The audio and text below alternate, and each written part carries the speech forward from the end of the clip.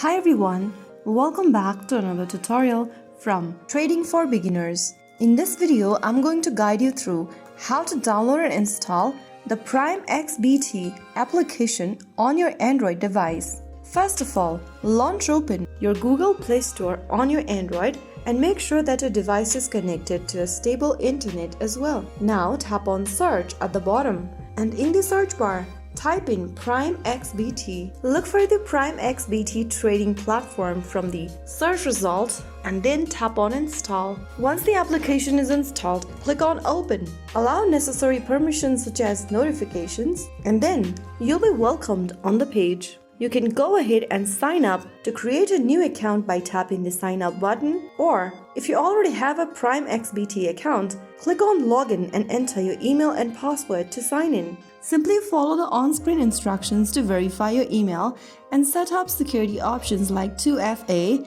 and you'll be good to go. That is how you easily download and get started with PrimeXBT on your Android.